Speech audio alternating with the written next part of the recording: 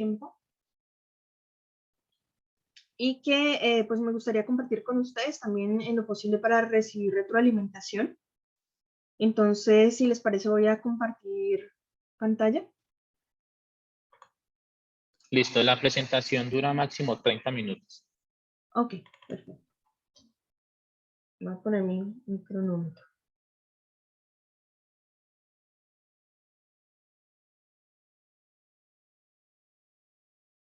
Ok, entonces,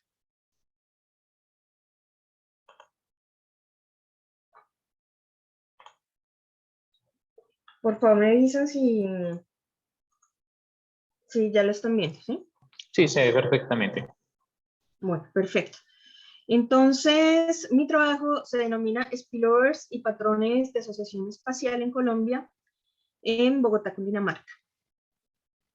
Entonces, pues básicamente los spillovers o desbordamientos espaciales de crecimiento son considerados externalidades positivas en las que es posible que el crecimiento de un territorio pueda estar asociado al crecimiento de otro. Y el objetivo de esta presentación es buscar la evidencia de la existencia de spillovers espaciales entre Bogotá y Cundinamarca entre 2011 y 2019, estimando los modelos SAR, SEM y SLX con efectos fijos y variables para un modelo tipo panel con datos entre 2011 y 2019. Para ello, entonces, vamos a ver un poco del estado del arte sobre spillovers o desbordamientos espaciales y métodos de análisis empleados en un contexto socioeconómico de Bogotá, Cundinamarca, el modelo implementado, resultados y conclusiones.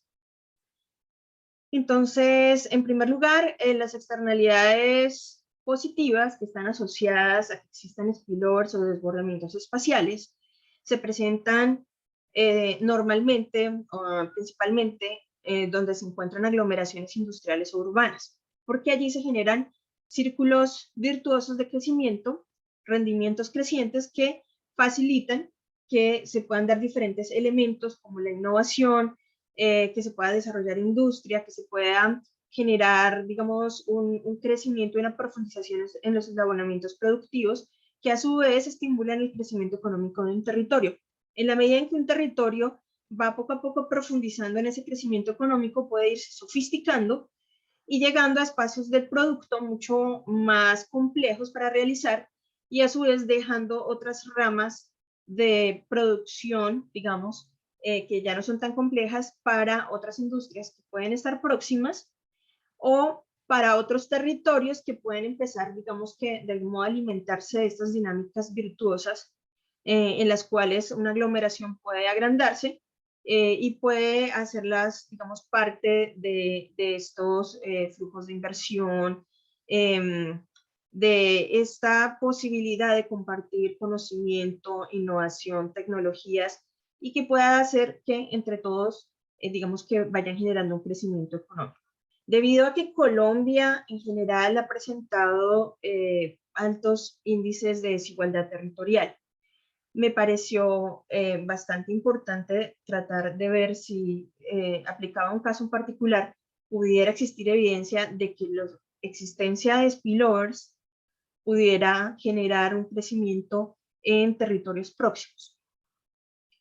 ¿Y cuál es el alcance de un spillover o desbordamiento espacial? Eso depende de la dependencia espacial, del grado de dependencia espacial que haya entre los diversos territorios o entre unidades industriales y de la proximidad que haya a nivel areal o funcional.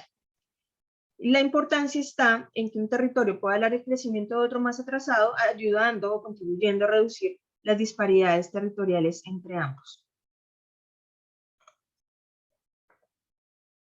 Dentro de las clasificaciones más importantes tenemos spillovers que pueden ser pecuniarios, que pueden darse en forma de dinero o bienes, tecnológicos o de conocimiento, que ha sido de especial relevancia en la literatura en los últimos tiempos, debido a que precisamente la proximidad permite, por ejemplo, que las personas puedan migrar entre industrias que están localizadas en un mismo territorio, llevando conocimiento de un lado al otro y generando, digamos, un impacto en términos, digamos, del crecimiento tecnológico y de la implementación de técnicas que en términos generales, pues, van a contribuir al crecimiento de un sector en particular y asimismo tienen impacto en el valor agregado del territorio. Asimismo, hay otros tipos de spillovers que han sido identificados como los industriales, que implican una dinámica de materia prima producto generalmente grande que genera externalidades positivas en función de una localización. Y esto se puede dar en términos de, digamos, una aglomeración de de industrias a nivel tanto horizontal, o puede ser que la localización haya generado, digamos, una integración vertical de industrias y que, digamos, se vea un sector en particular más favorecido por estas dinámicas. O spillovers económicos de crecimiento, en los cuales entre distritos, entre municipios o entre ciudades generan diferentes redes que pueden verse beneficiadas por rendimientos crecientes espaciales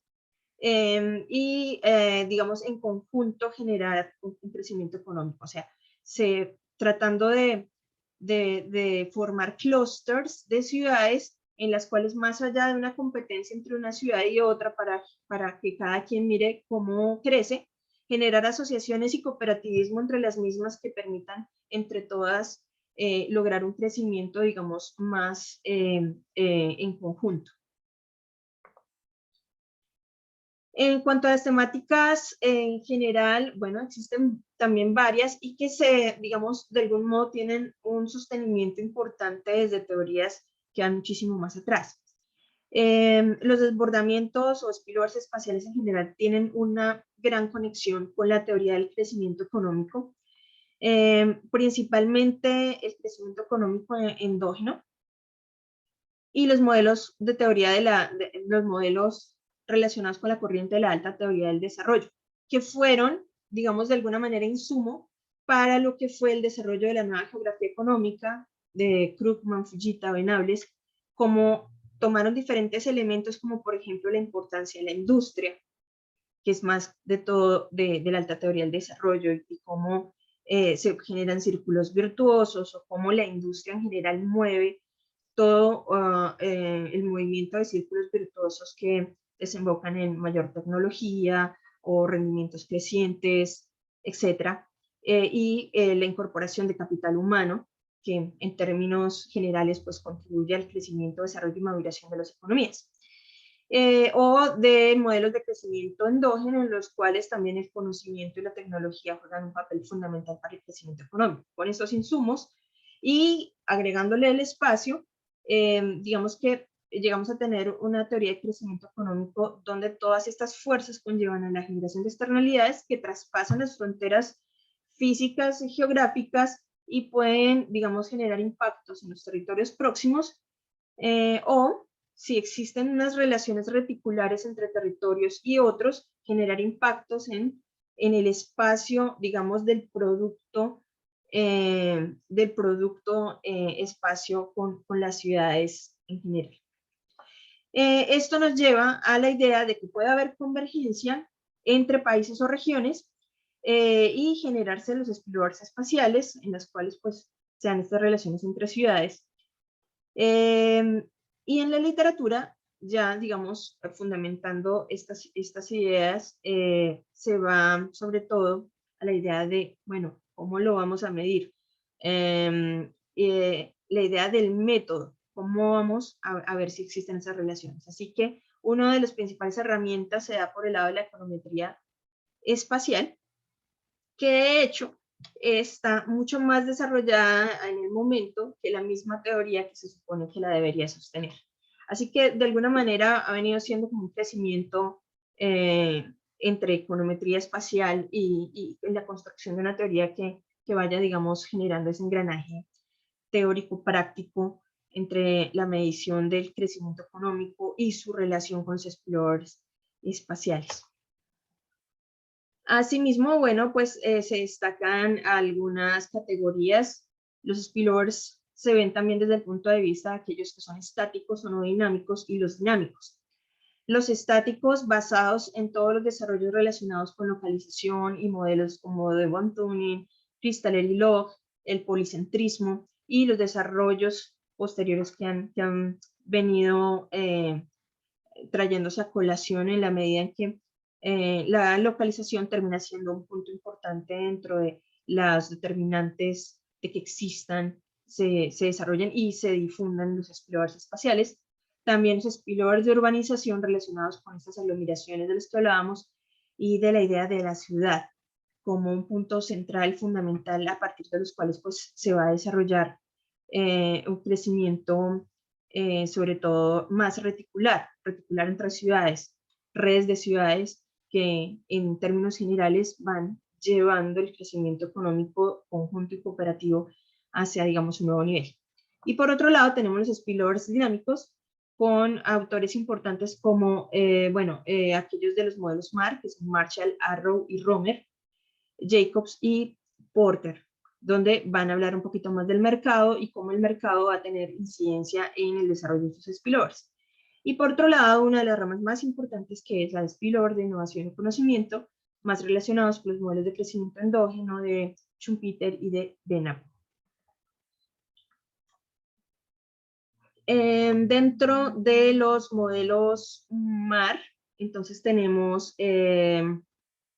la idea del mercado imperfecto y monopólico y especializado, que va a generar, digamos, más posibilidades de que se genere o que haya presencia de spillovers espaciales.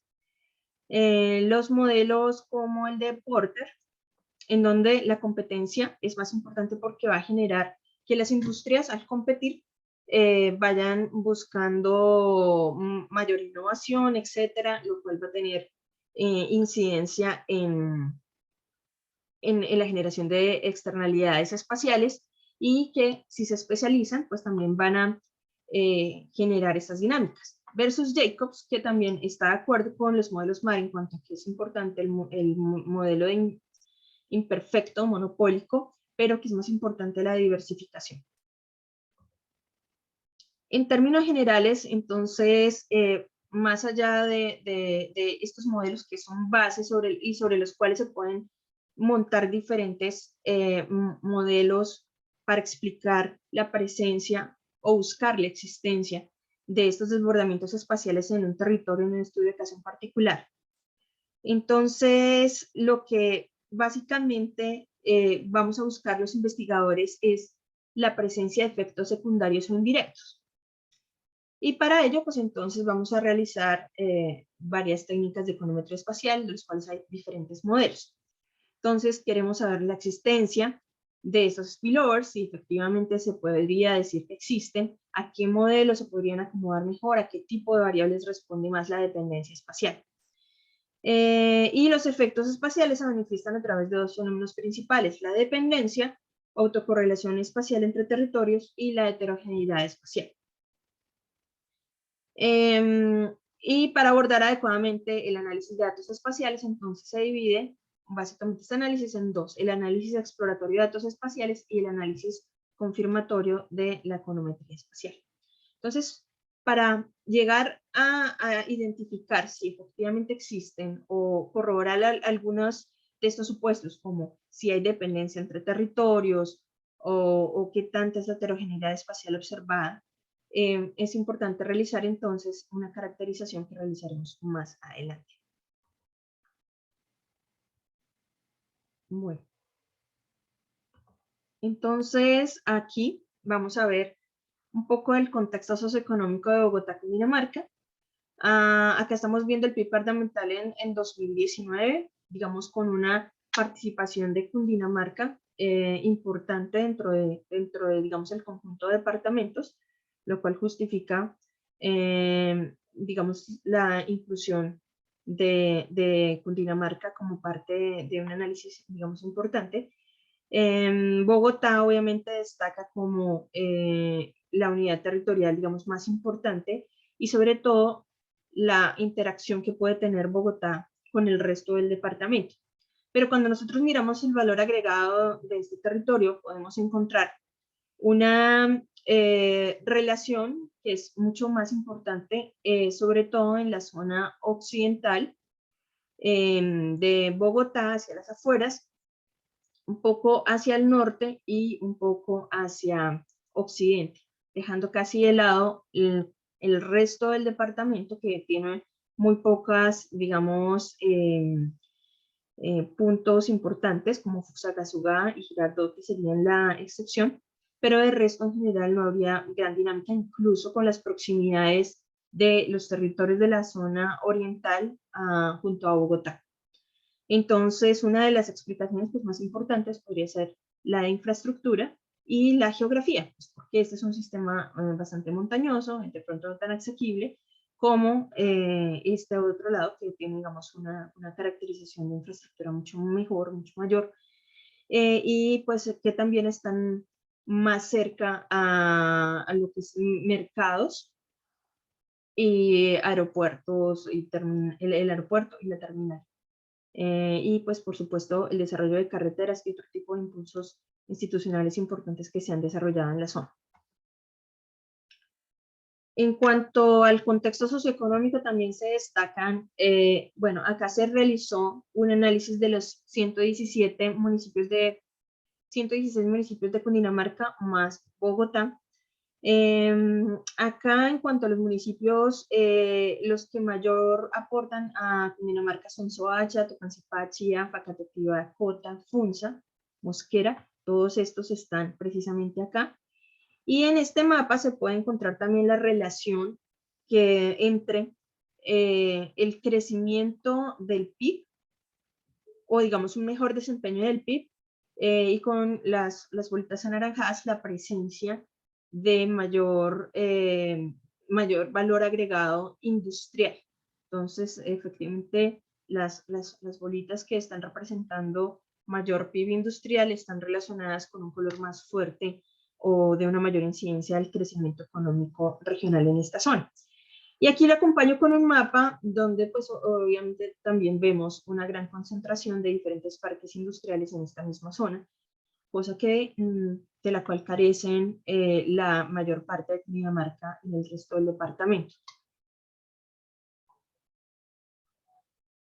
También evaluamos la formación bruta de capital, en la cual pues se pueden ver resultados muy parecidos.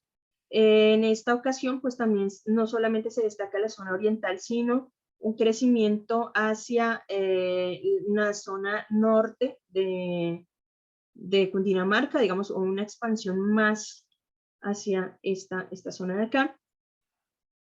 Esta es la inversión en innovación como una proxy también de la innovación, como se ha presentado. Entonces vemos estos municipios que están teniendo una mayor innovación y son los cuales se está de alguna manera desplazando también la industria hacia allí.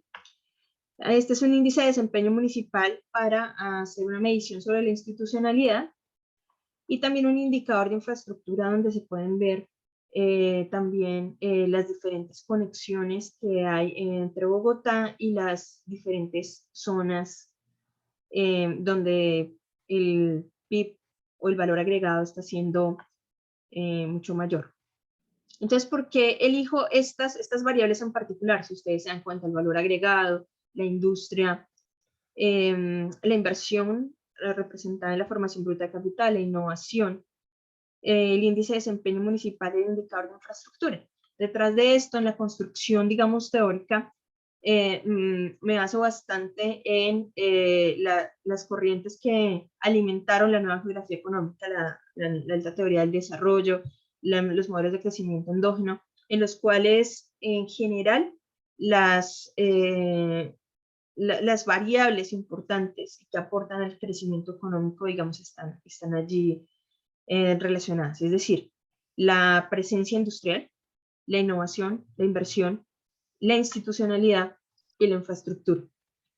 Y entonces, precisamente sobre esas variables es que se van a construir los modelos que se presentan.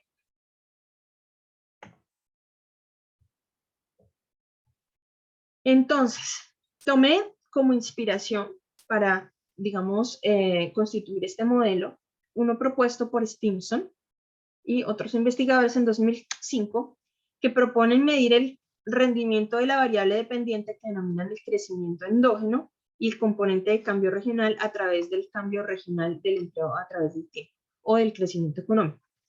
Entonces, esta variable la llama el crecimiento endógeno.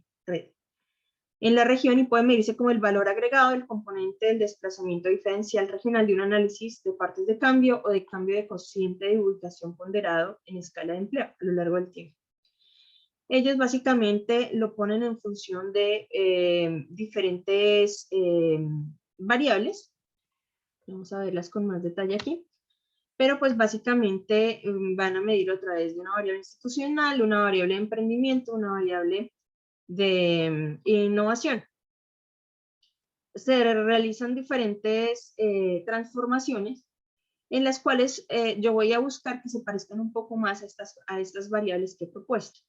Entonces, voy a incluir dentro de estas variables que van a representar el crecimiento económico regional que estoy buscando. Entonces, el papel que está jugando la industria, la innovación, la inversión, la institucionalidad y la infraestructura.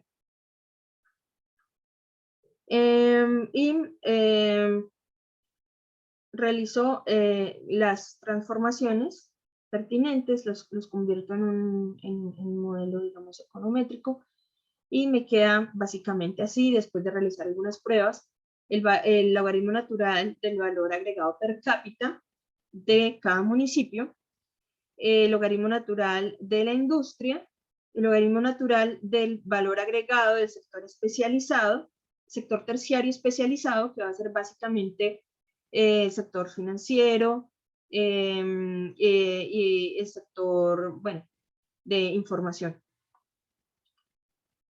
También vamos a tener una variable que es el índice de inversión en apropiación de tecnologías y unas variables que van a representar a la variable institucional, que van a ser logaritmo natural del índice de desempeño institucional, logaritmo natural del índice de conflicto armado y seguridad, como digamos unas proxies institucionales, y un indicador de infraestructura que fue construido a partir de las distancias y a partir de la calidad de las vías que conectan a Cundinamarca. Entonces, en términos generales, vamos a partir de los diferentes modelos de econometría espacial. El modelo de partida es el modelo GNS, del cual se desprenden otros tres, dependiendo de los supuestos que se hagan, básicamente sobre teta, sobre lambda y sobre delta. Entonces, bueno, básicamente aquí tenemos un componente independiente, ¿cierto? La variable endógena, el componente independiente, esta variable X que va en donde van a estar estas variables explicativas de las cuales estaba haciendo referencia, que van a ser industria, innovación, infraestructura, institucionalidad e inversión. Ahí van a estar representadas en la X. Aquí en W vamos a tener el componente, la matriz de pesos espaciales que va a acompañar a mi variable endógena. Aquí la matriz de pesos espaciales que va a acompañar a mi variable exógena y la matriz de pesos espaciales que va a acompañar a mi término de error. Ponderados pues por los coeficientes que van a ser gamma, teta y lambda. Entonces, a partir de esto se van a dividir en estos tres modelos, que va a ser pues teta, cuando teta es igual a 0, entonces solamente vamos a tener en cuenta el factor de la variable endógena y el de error. Cuando lambda es igual a 0, entonces pues vamos a omitir el efecto espacial del error, sino solamente el que tiene que ver con mi variable endógena y mis variables exógenas. Y cuando estoy hablando del modelo Durbin de errores espaciales, entonces voy digamos, a omitir de la variable endógena, solo me voy con el de exógena y el del error. Así voy a tener entonces mi modelo SAC, que es el de Kelejian y Purchan, 1998, el modelo espacial de Durbin, SDM, que es el de Lesage y Page, y también este que es de Durbin de errores espaciales, SDM, que es el también de Lesage y Page. Con otro tipo de especificaciones, entonces vamos a llegar a otros modelos interesantes. Por ejemplo, si aquí voy a asumir que lambda es igual a 0, puedo conseguir un modelo de rezagos espaciales o Spatial Lag SAR con esta especificación, o un modelo SLX, y también voy a asumir que mi variable endógena no va a tener, digamos, un efecto espacial en él. O entonces el modelo SM, en el cual pues tendremos esta otra especificación. Quedan 5 minuticos. Con base en esto, entonces, lo que yo hice fue acomodar mi modelo con estas variables de las cuales ya les comenté. Aquí tenemos el modelo autoregresivo combinado SAC, con las variables y con la matriz de pesos espaciales, y en general, pues los demás modelos, el SVM, el SDM, el Spatial Lag SAR, el modelo de errores espaciales, el modelo SLX. Con base en eso, entonces, presento los diferentes resultados. En este, por lo menos, que es la parte del análisis exploratorio de datos espaciales, tenemos unas medidas de tendencia central donde se pueden observar dónde se concentra más la actividad económica entre Bogotá y Cundinamarca, que es básicamente esta zona, en la cual pues vemos la varianza direccional, la que va hacia allí. Y aquí también podemos ver un poco cómo se va distribuyendo en el mapa.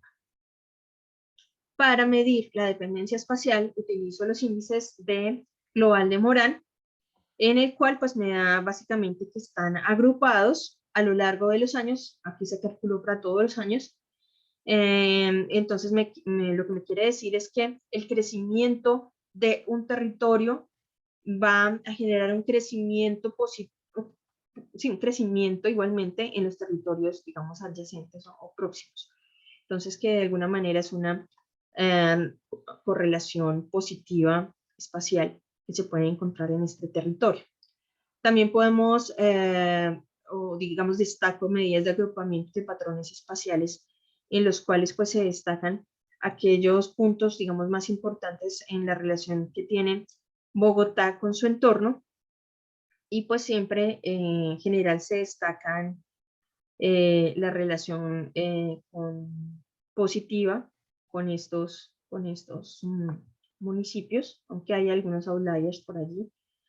La Optimized Hotspot Analysis pues me presenta mucho más esta relación positiva que puede haber entre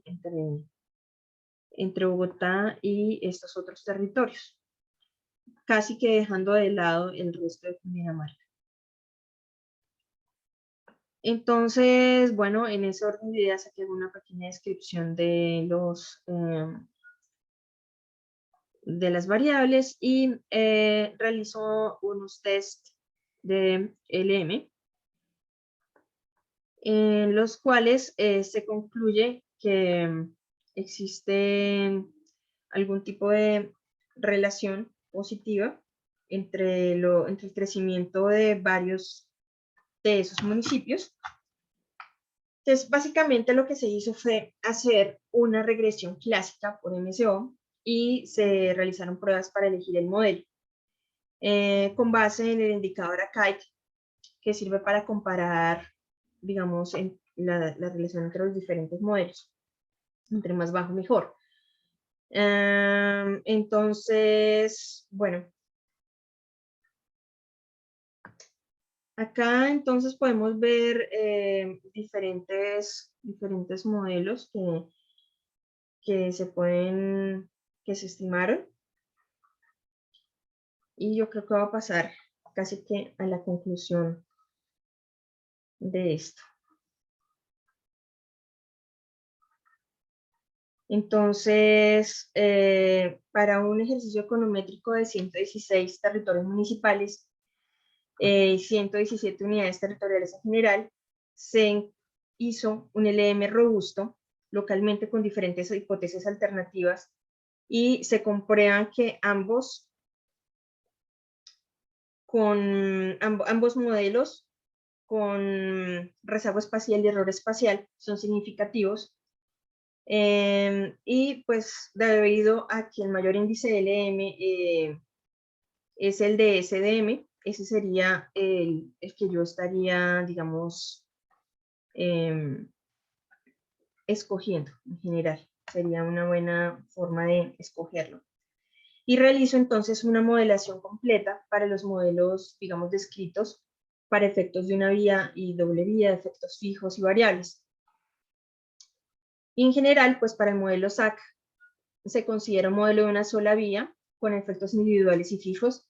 Se muestra una significancia para las variables del sector terciario especializado, que sería este, de infraestructura, que sería este, y de instituciones, que sería este, en el cual, pues a pesar de todo, aunque podrían ser estos tres, digamos, la evidencia de que estos podrían, digamos, estar relacionadas con un crecimiento positivo entre un territorio y otro, tienen un R cuadrado muy poco significativo de 7.7%, un R ajustado de 16.58.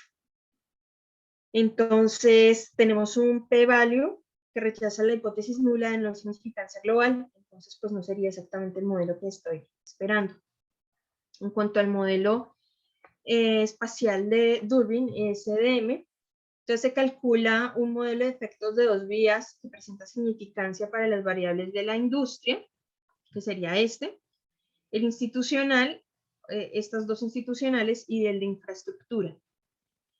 El coeficiente teta, que se encuentra aquí, es significativo, por lo que es posible que se pueda decir que hay algún tipo de influencia espacial en este modelo. En cuanto al modelo de Durbin de errores espaciales, SDM, se realiza un efecto, un cálculo de efectos fijos rezagados que muestran que es un modelo significativo para las variables. El valor agregado de la industria, que sería este, la institucionalidad y el CAS, infraestructura, que son estos. Allí el coeficiente lambda es significativo para un nivel 0.05 de significancia, por tanto es un modelo de espacio que sí tiene una incidencia importante y evidencia, digamos, una correlación espacial en un modelo de errores espaciales con el valor agregado municipal. En cuanto al modelo SAR, modelo de rezagos espaciales o Spatial Lag, se calculó un modelo de una sola vía de efectos individuales y variables y se obtiene como resultado la significancia individuales de infraestructura de LN y NFR, que es el de infraestructura, el de la institucionalidad, el de ID, y el de la innovación también. Sin embargo, el R cuadrado y el R cuadrado ajustados también son muy bajitos. Además, cuando se realiza la prueba Hausman, arroja unos resultados que hacen o que implican que con una hipótesis alternativa de que el modelo es inconsistente, se rechaza la hipótesis nula y por tanto es inconsistente. En cuanto al modelo, no, yo creo que ya. El modelo SLX se calcula para un modelo de una sola vía con efectos individuales y variables, y se obtiene un modelo también poco significativo en términos de R cuadrado y R cuadrado ajustado, siendo de 7.06%, de 6.01% también. Entonces, pues las variables, esto implica que no es significativo. Aquellas de mayor significancia, las que podrían, digamos, sacar cara por este modelo, serían la de la infraestructura, la institucionalidad, el LNID, el de innovación y especializado sería este. Y pues bueno, de todas maneras el p-value sí había de alguna manera demostrado o validado que existía una significancia global para cada una de estas variables. La prueba Hausman que se hizo para este modelo hace pensar que también es un modelo inconsistente. Entonces, en resumen, para este ejercicio econométrico hay evidencia confirmatoria de dependencia espacial entre Bogotá y Cundinamarca con el modelo de errores espaciales de Durbin, y el modelo espacial de Durbin, el SDM y el modelo SDM. Como es más robusto el modelo SDEM, entonces es el que finalmente se elige y se encuentra significancia para las variables relacionadas con la industria, el LNI, que es el de institucionalidad, y el de infraestructura. Y creo que me pasé, pero pues básicamente pues, se hicieron otros digamos, medidas de impacto, etcétera, y en las conclusiones, pues ya que básicamente la industria, la institucionalidad y la infraestructura vendrían estando relacionados con la dependencia espacial que se puede encontrar entre Bogotá y Cundinamarca. Muchas gracias. Bueno, muchas gracias por la presentación. ¿Alguien tiene alguna duda o un comentario?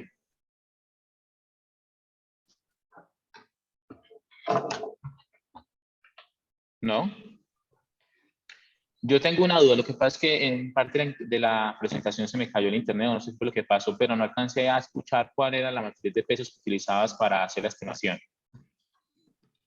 Sí, no, esa no la presenté, pero pues básicamente es una tipo reina y no la tengo aquí a la mano, pero bueno, es una tipo reina donde obviamente se trata de ver la relación entre Bogotá y los diferentes municipios con creo que hasta 2 grados de dependencia. Ok, ¿y has tratado de pronto de buscar otro tipo de matriz, por ejemplo, una basada en las distancias por carretera o en tiempo de desplazamiento, como para mirar realmente las conexiones? Porque como decías, la topografía ya puede ser muy diferente, como no es una cuestión pues plana que usted corre para cualquier lado y llega de una, sino que puede tener, digamos, dificultades, y eso también, digamos, que podría incidir en, digamos, las conexiones que se generan en el territorio. ¿Has pensado, digamos, por ejemplo, plantear otro tipo de matrices? Sí lo he pensado, No lo he realizado exactamente, pero yo creo que con el del tiempo de desplazamiento, viene siendo algo que, digamos, es particularmente una problemática creciente, principalmente por los niveles de congestión de Bogotá, por diferentes problemas que hay en las vías, etcétera, que ya se están quedando insuficientes y que hacen que sean menos competitivo algunos territorios frente a otros, inclusive la misma Bogotá perdiendo terreno frente a Cundinamarca, ya que está generando de alguna manera economías de desaglomeración. Entonces es algo que tengo pensado, pero más como para una segunda parte en la cual, digamos, quiero analizar las dinámicas de desaglomeración de Bogotá frente a otras que digamos, en términos de accesibilidad, de tiempo y de pronto hasta de seguridad, o sea, ya desde el punto de vista de las fuerzas de desaglomeración, cómo se están dando esas dinámicas a nivel territorial. Ok. Y otro comentario que tenía era con respecto a la especificación de los modelos. Digamos, no tanto de cuál utilizar dependiendo de los estadísticos o algo así por el estilo, sino a priori, ¿consideras que los spillovers tienen un efecto local o global? Porque eso en cierta medida incide en el tipo de elección del modelo.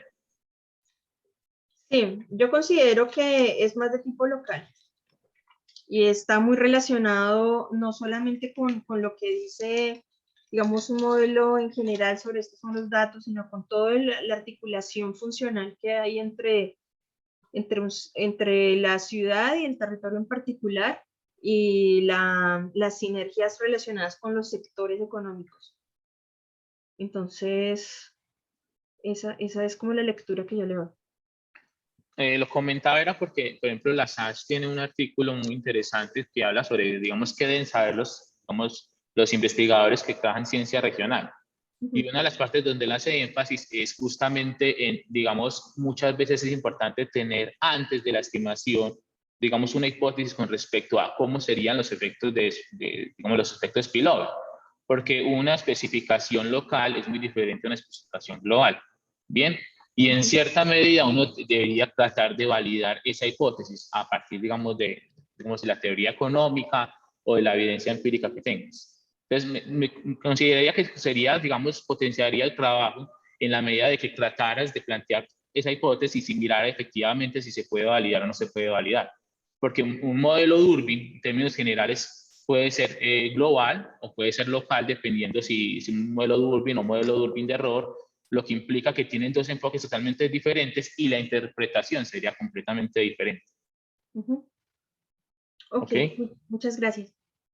Bueno, ¿alguien tiene algún comentario? Sí, yo tengo un comentario. Bueno, Ok. tengo algunos. A mí me quedó un poquito la duda. Bueno, yo no vengo de la rama de la economía urbana y regional, pero me queda un poco la duda. Digo, la técnica la veo bastante fuerte, robusta. Me queda un poquito la duda en cuanto a la parte de la motivación porque, vamos, veo que aplicas muy bien la técnica, veo que haces varias test, nos explicaste toda la parte de los modelos, pero la parte de la motivación y de las preguntas de investigación que estás respondiendo, las preguntas, cómo la planteas, esa parte me generaron, pues no me quedaron claras más que nada, y a partir de eso también, cómo formulas la parte, pues, de recomendaciones, no sé si decir las recomendaciones de política pública o diseñar un poquito más, a elaborar un poquito más en las conclusiones, porque pues son aplicaciones, ¿no? No estamos innovando en la parte de nuevos modelos o en la parte no estamos indagando en la econometría, sino estamos más que nada aplicando ya modelos que están ya, digamos, bastante asentados. Pero esta parte a partir de lo que tú encuentras de estos, digamos, de este último modelo que es el Durbin, espacial de errores Durbin,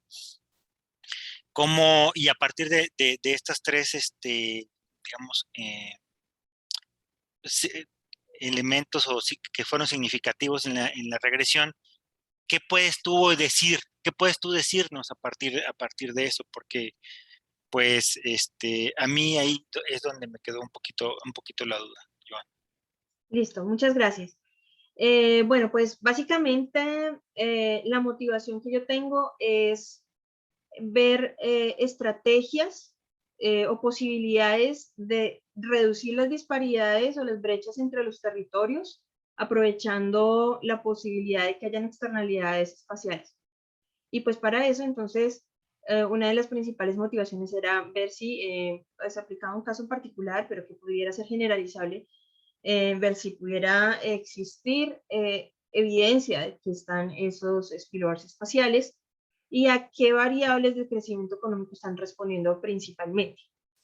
Entonces, por eso, obviamente, digamos, por el tiempo no pude incluir muchas cosas, pero hacer una revisión muy consciente sobre las variables que diferentes corrientes de crecimiento económico me están, pues han sido identificadas como la industria, por decir algo, que es algo que sale a colación en gran parte de los trabajos, tanto antes de que las teorías espaciales tuvieran lugar, digamos, de una manera más visible, o digamos que antes del trabajo de Krugman, como después cuando ya empieza, digamos, a generarse la discusión sobre el espacio.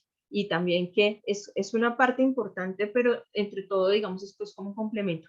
Entonces, por ejemplo, ver la parte de la industria, de la vocación, digamos, sectorial en general va a tener un impacto en el desarrollo de un territorio versus otro, la tecnología, el conocimiento en general, la innovación, como también nace un poco también de la industria, porque obviamente, y entre más compleja, también eso es otra dimensión, más va a llamar a esa innovación a profesionales con alto conocimiento, sí, de capital humano, de formación de capital humano, y cómo va a ser fundamental para que crezca la escala de producción y hacia un fin o hacia un perfil, digamos, mucho más complejo, ¿sí?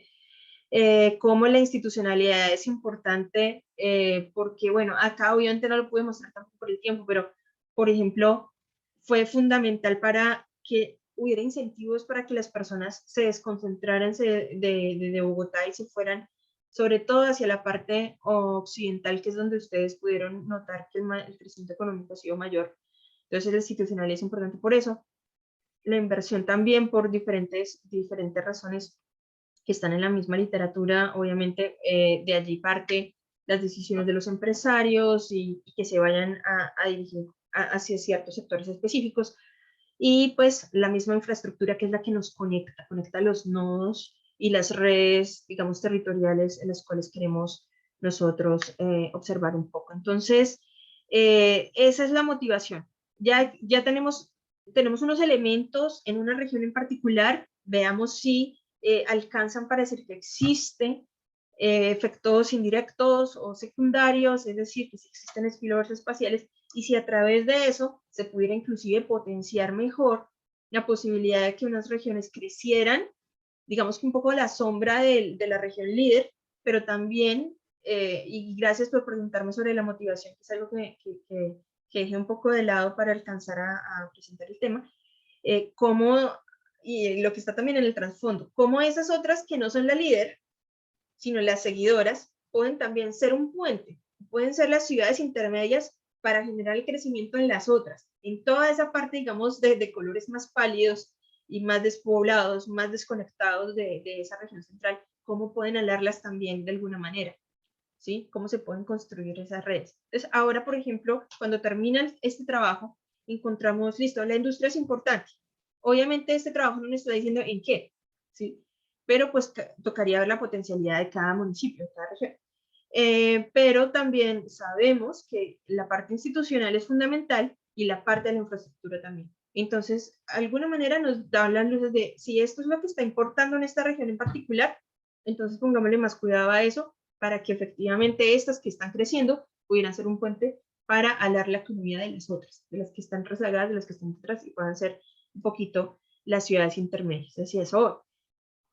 En cuanto a las preguntas de investigación, pues tampoco las puse, pero sí las tengo claras. Uno era ver el perfil socioeconómico de la región Bogotá-Cundinamarca, si existía dependencia espacial entre Bogotá y esos municipios, cuáles eran los patrones de asociación regional, o sea, hacia dónde es que se está haciendo esa concentración o esos clústeres económicos dentro de esa, digamos, región Bogotá-Cundinamarca. Si Bogotá contribuyó al crecimiento de los municipios de Cundinamarca, pues nosotros sabemos que sí existe una dependencia espacial positiva, es decir, si crece Bogotá, crecen los otros, pero también vemos que el alcance es bien limitado. Es casi en la pura frontera o por mucho un segundo grado, pero realmente no es que tampoco trascienda más el papel de Bogotá en la región. Y lo otro, que qué factores han incidido en este proceso. Entonces, allí el asunto de los factores se responde, digamos, con las variables que resultaron siendo significativas dentro del modelo. Disculpen que lo interrumpa, pero creería que deberíamos continuar, ya que estamos un poco atrasados. Bueno, ¿Bien? muchas gracias. Entonces, continúa la presentación del investigador Jesús Antonio López Cabrera. Bien, pues, muchas gracias.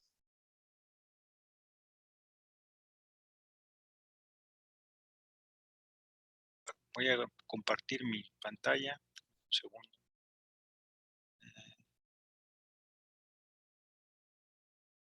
Aquí le fallo un poquito para compartir.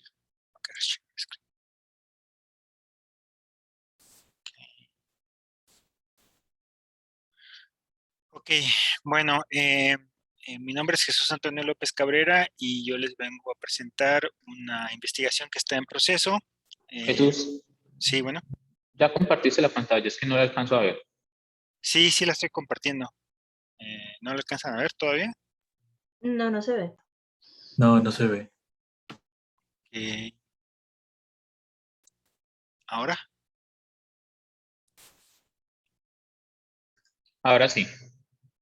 Ok, perfecto.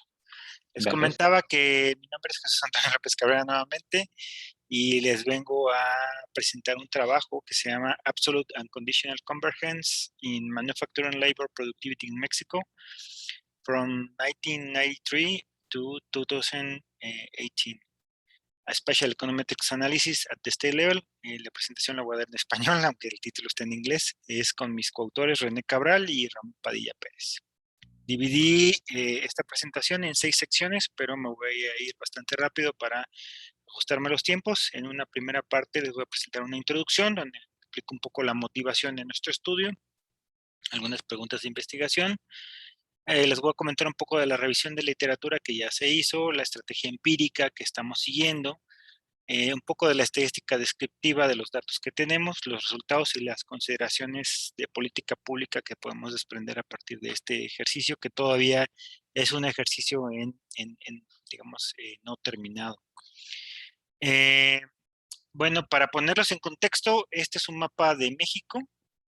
Este mapa está dividido en 4 regiones. En la primera parte, lo que pueden ustedes ver es la parte del norte que está pegado a la frontera, ¿no? La segunda parte, la franja que le llamamos centro-norte, que son los estados que siguen a estos primeros estados del norte. Una región centro que están alrededor de la Ciudad de México. Y finalmente la parte sur de México, que es donde podemos encontrar prácticamente las playas, ¿no? Las más conocidas, ¿no? Cancún, Oaxaca, Guerrero, Chiapas. Y digamos, esta regionalización es una regionalización que se hizo basada en lo que el Banco de México presenta trimestralmente, como las regiones de México. Por ser una fuente oficial, pues nos apegamos a ella. Bueno, lo primero que les quería comentar era respecto a el modelo económico que se implementó a partir de los años 80, pues estuvo basado en la liberalización económica y el fomento de las exportaciones. Esta situación acentuó diferencias regionales en términos de crecimiento y de orientación sectorial. Estas diferencias han sido especialmente marcadas en el caso de la manufactura. Por ejemplo, los estados del norte que ustedes veían en la parte pegado a Estados Unidos, el centro norte y el centro del país, que está en la Ciudad de México, se han insertado en cadenas globales de valor de intensidad tecnológica alta y media, como por ejemplo la automotriz, la aeroespacial, la electrónica y los dispositivos médicos. Mientras que en los del sur, la manufactura ha continuado concentrada en la industria, el turismo y otras basadas en recursos naturales. Un primer acercamiento al crecimiento económico de los estados, o análisis exploratorio, como ustedes quieran llamarlo, fue este primer ejercicio que fue, digamos, tener el GDP per cápita en logaritmos versus las tasas de crecimiento promedio. Y lo que encontramos, pues, no fue un patrón claro, de una tendencia clara, sino una dispersión en términos de crecimiento económico. De ahí, un segundo ejercicio que hicimos fue dividir en 4 periodos este periodo post-liberalización económica, en un primer periodo que va del 94 a 2001, donde vemos prácticamente es la entrada en vigor del Tratado de Libre Comercio y digamos que los primeros años de liberalización económica, y lo que hicimos fue hacer un ejercicio donde utilizamos la tasa de crecimiento versus la variabilidad. La variabilidad la obtuvimos con una técnica que se llama componentes principales, ¿no? Que es el vector ortogonal en este caso del crecimiento económico. Y a partir de eso, pues obtuvimos o extrajimos toda la variabilidad que había en los estados, ¿no? Y lo que vemos fue un efecto que yo llamaría un efecto de carro descompuesto, ¿no? En donde el carro que se está parando, ¿no? En donde en un primer momento, pues todos los datos se encuentran más o menos dispersos alrededor de la gráfica, ¿no? Donde vemos que, pues obviamente, los estados pegados a la Ciudad de México son los que se encuentran que tienen mayor crecimiento y mayor variabilidad. Y en un segundo periodo que va a partir de 2002, 2009, vemos que este efecto de carro, ¿no? Se vuelven a pegar los estados, y ahora vemos que prácticamente se encuentra una nube de puntos en la parte superior, mientras que otros estados se encuentran rezagados, ¿no? Todo esto, pues, antes de la crisis financiera, ¿no? A partir de la crisis financiera volvemos a ver un efecto despegue, ¿no? Y los estados del sur se ubican prácticamente en un menor crecimiento y menor variabilidad, y los estados del norte empiezan a alcanzar a a los estados, digamos, que eran centrales, ¿no? ¿Qué conclusiones podemos obtener de este primer acercamiento? Bueno, primero, existe una alta heterogeneidad en las tasas de crecimiento económico de las regiones en México. Segundo, que se muestra un despegue entre tasas de crecimiento y la variabilidad entre los estados de México. Y tercero, observamos en primera instancia una especialización productiva divergente al interior del país. Es por eso que nuestro trabajo intenta responder a preguntas, por ejemplo, como la divergencia sectorial y de tasas de crecimiento ha estado acompañada también de divergencia en la dinámica de productividad, ¿no? ¿Existe algún tipo de convergencia de productividad en el país? Por ejemplo, convergencia sectorial.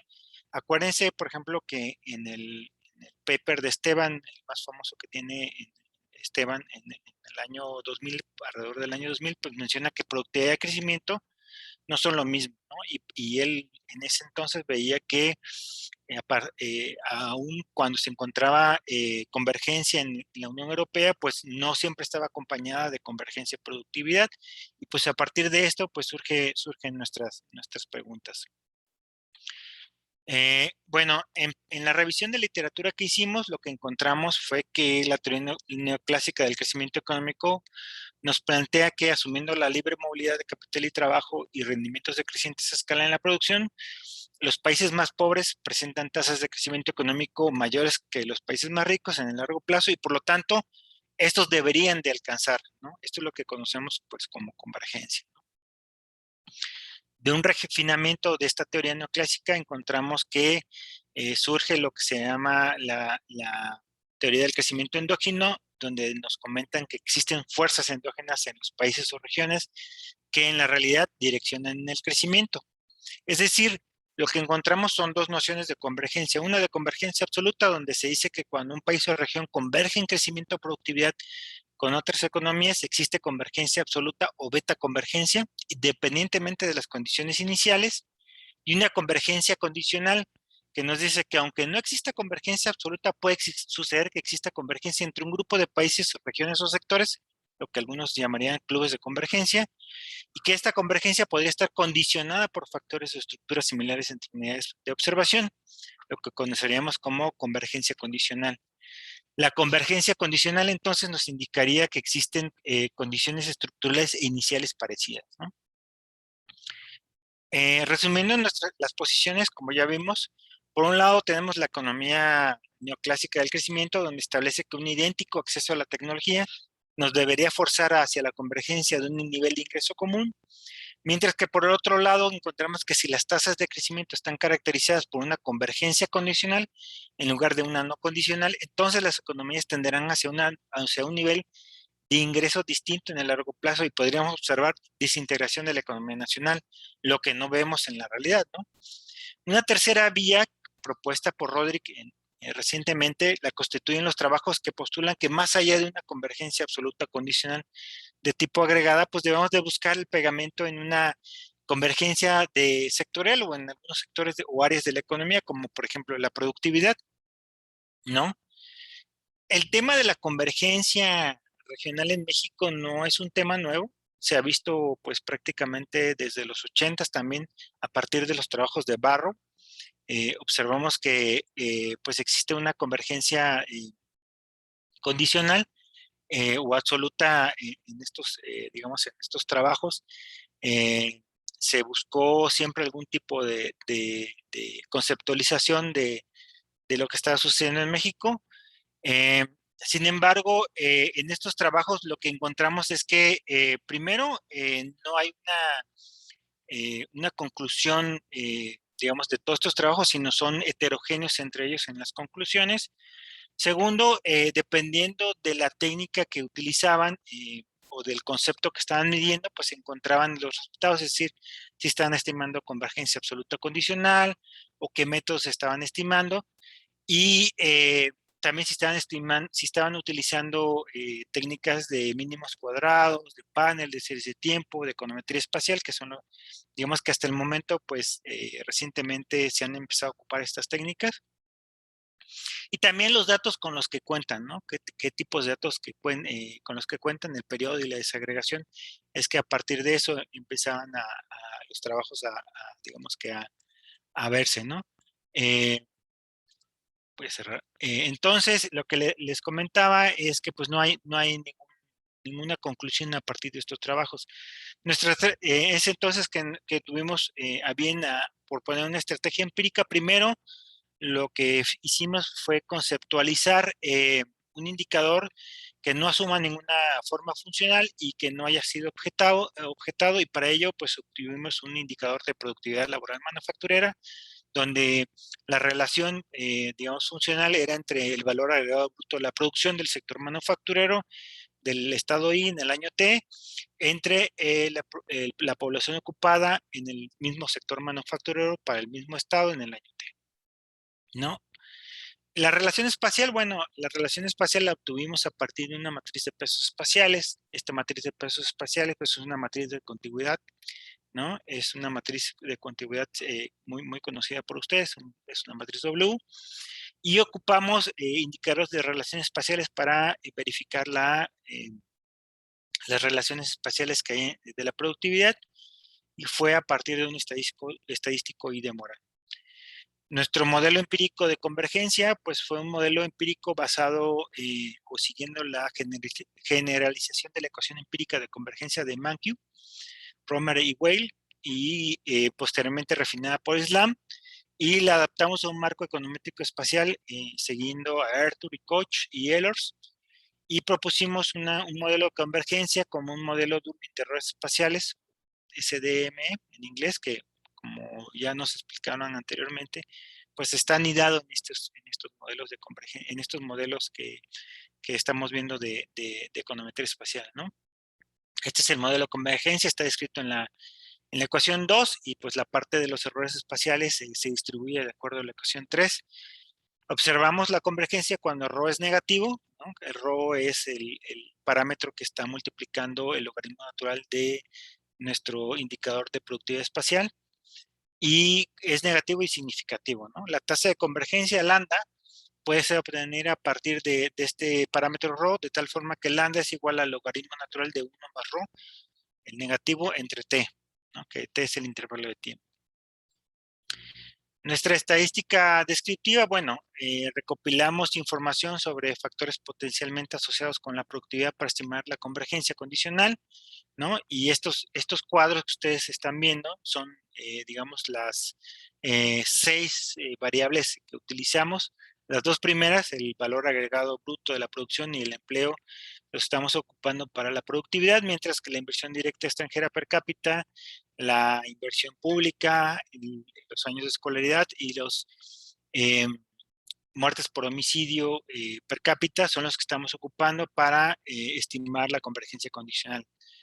Se considera entre los factores asociados a la productividad la inversión extranjera directa como porcentaje del PIB para tomar en consideración la apertura de las economías y evaluar la dotación de capital y las similitudes de la estructura económica, los años promedio de escolaridad para características similares del factor trabajo, y porque los años escolares parecen impactar positivamente en el crecimiento de la productividad laboral. Estas variables también lo que nos están midiendo son los niveles de capital humano. Por último, se incluyó la parte de la inversión pública y de los homicidios para considerar factores institucionales que impacten la productividad.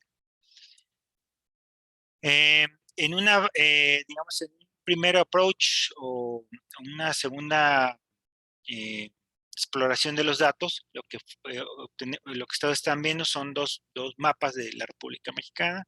Del lado izquierdo lo que ustedes están viendo son la distribución de la productividad manufacturera, de la productividad laboral manufacturera en el año de 1993, que es el año del primer censo económico que estamos presentando, y en el año 2018, que es el último censo económico que está del lado derecho, es el último censo económico. Si ustedes ven la parte sombrera, la parte entre mayor, digamos, azul, ustedes vean, la intensidad sea mayor del azul, van a ver una mayor productividad, y entre menor intensidad, pues van a ver una menor productividad. Del lado izquierdo, si ustedes están viendo, son estados que prácticamente se encuentran alrededor o cerca del de la región centro y algunos estados en el norte, ¿no? El caso de Jalisco y Nuevo León. Mientras que para 2018 lo que ustedes están viendo, pues que prácticamente toda la región norte es la que está jalando la productividad, mientras que los estados ubicados en el sur son los que tienen una menor productividad. Las pruebas de diagnóstico que recurrimos, las primeras pruebas de diagnóstico que hicimos fueron las aplicadas a la ID Morán, la global, y en este caso para cada sección transversal de los censos económicos que estamos utilizando, estos censos, por cierto, no lo dije, pero son censos económicos que produce el INEGI, que el INEGI en este caso sería nuestra DANE, ¿no? Es el Instituto Nacional de Estadística y Geografía y produce estadísticas a nivel estatal, regional y nacional. Y a partir de ahí fue que obtuvimos la mayor parte de la información. Las pruebas de autocorrelación espacial que hicimos, como ya les dije, fueron en niveles. Fue para 1994, para 2004 y para 2019. En realidad, digamos, los censos, aunque son 94, recaban datos de un año antes, entonces sería para el 93, 2003 y 2018. Con un nivel de confianza del 95%, se rechaza la hipótesis nula de aleatoriedad espacial, mientras que los censos económicos de 2009 y 2014, los datos de 2008 y 2013, como ustedes lo quieran ver, se rechaza con un nivel de confianza del 90%. Para el censo económico del 99, que fue los datos del 98, que fue donde hubo la crisis económica, aquí en México no hay información suficiente para descartar la hipótesis nula de la autoridad espacial.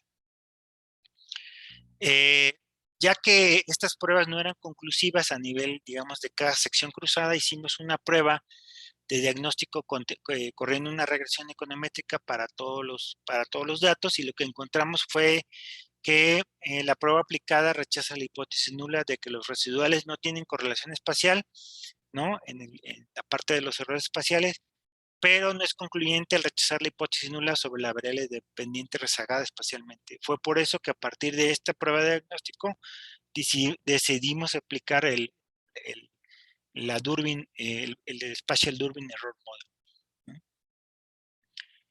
Los resultados, bueno, este primer cuadro que ustedes están viendo son los resultados que hemos obtenido recientemente.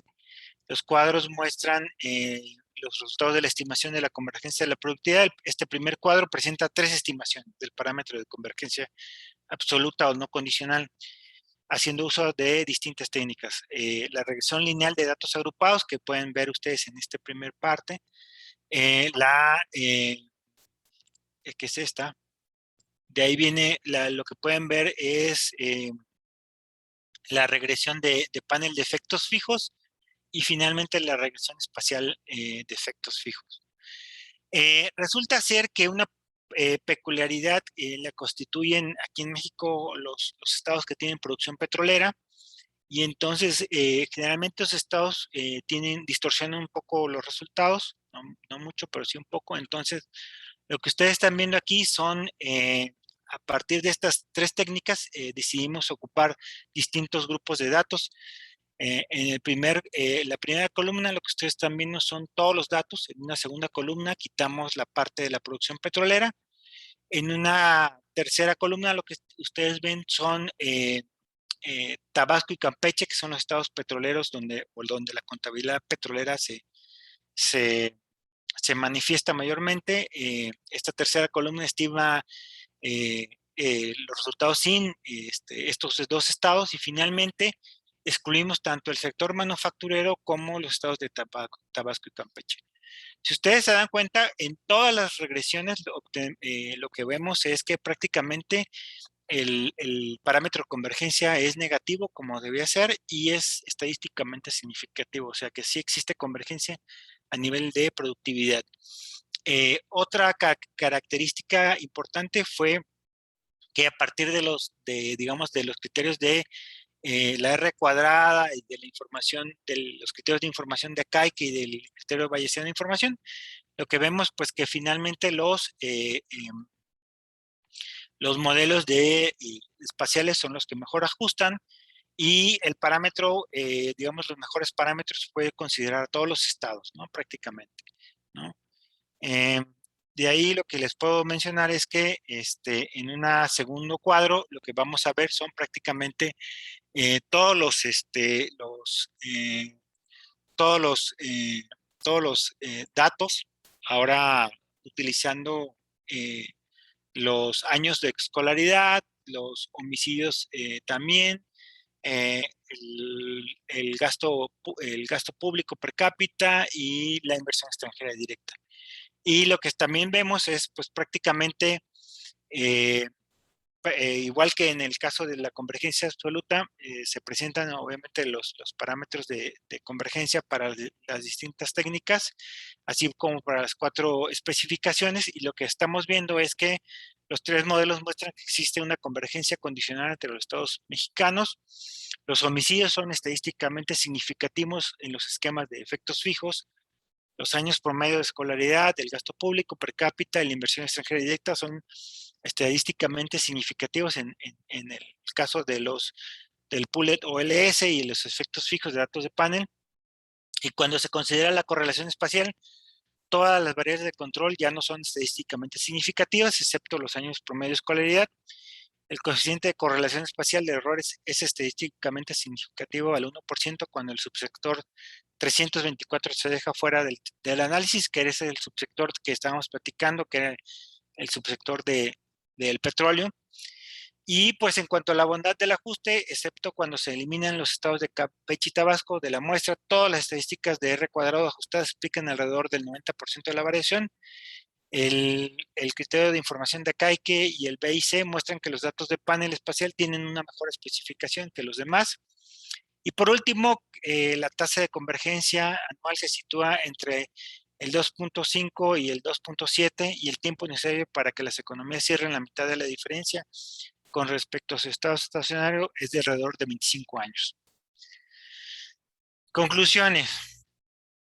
Bueno, pues el análisis econométrico lo que nos está mostrando es que existe convergencia primero de productividad absoluta y condicional en el periodo estudiado. Cuando se aplica el análisis de datos de panel espacial, encontrarse con estudios previos que han hecho uso de técnicas alternativas. La presencia de variables omitidas y la heterogeneidad entre estados nos piden una mejor formulación de la estimación. La convergencia nos presenta una tasa anual alrededor del 2.8%. Y el tiempo necesario para que las economías cubran la mitad de la diferencia con respecto a sus estados estacionarios es de aproximadamente 25 años.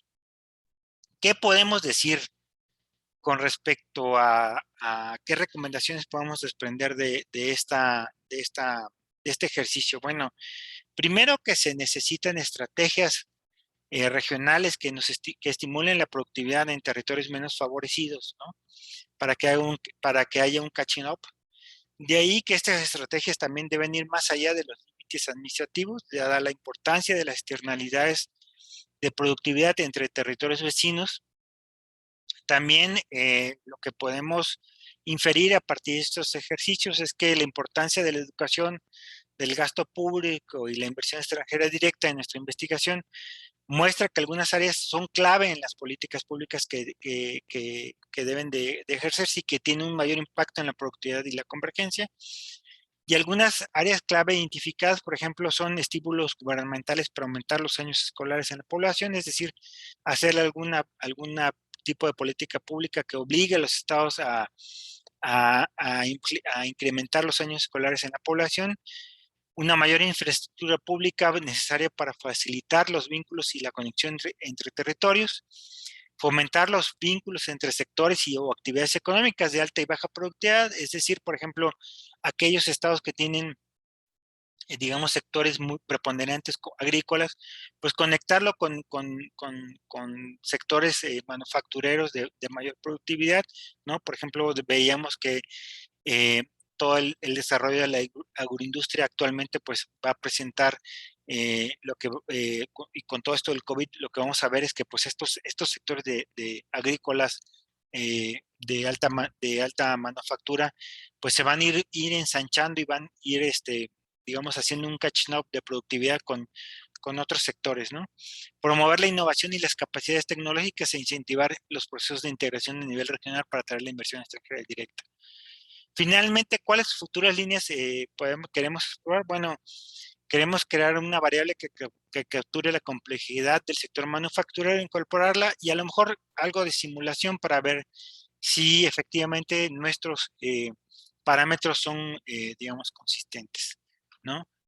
Les agradezco su atención y si tienen alguna pregunta, pues se los voy a aclarecer. Se los voy a agradecer. Eso sería todo. Muchas gracias. Bueno, muchas gracias por la presentación. ¿Alguien tiene algún comentario? ¿No? Bueno, mientras calientan motores, ¿podrías poner un poquito otra de la presentación?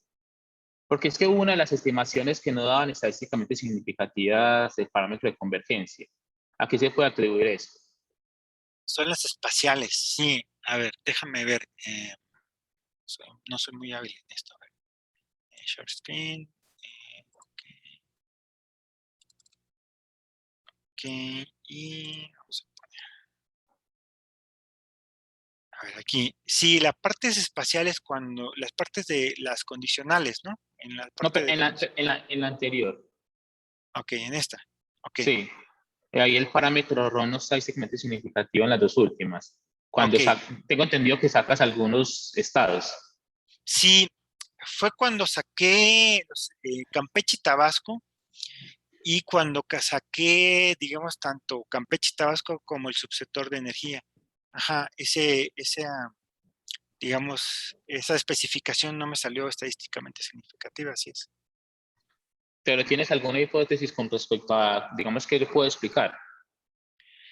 Pues, digamos que estos estados generalmente tienen la parte del petróleo ahí contabilizada, sin embargo, me imagino que hay algún tipo de ajuste eh, en el cual, pues, ¿cómo se llama? Esta especificación, pues, pues no está considerando estos estados, no está, digamos, validando la hipótesis de convergencia. Más allá, no hemos establecido, y de hecho, digamos, no hemos indagado más, pero yo creo que sería, pues, prácticamente una buena línea a seguir, ¿no? Ver qué está pasando cuando no consideramos estos dos estados, pero no tengo una hipótesis en concreto. Sí, porque es que en realidad el resultado es relativamente robusto, entonces sí le queda a uno como la duda qué fue lo que pasó en este caso. Ujú. Sí, te digo, no, yo creo que no deberíamos explorar esta parte como tú nos estás sugiriendo y pues ver, digamos, darle una vuelta más para ver qué es lo que está pasando con estos estados, Ujú. con estas Bueno, especificaciones. ahora si alguien tiene algún comentario, ¿no? Bueno, entonces inicio mi presentación. A ver aquí. A ver. Ustedes.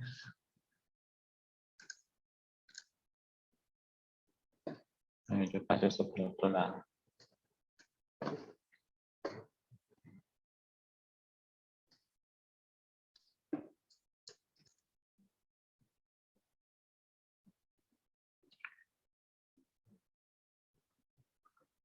No parece.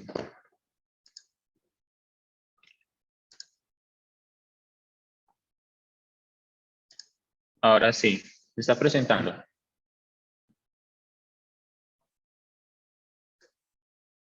Sí, Sí. listo. Bueno, antes de iniciar, pues tengo que hacer una cuña publicitaria aquí.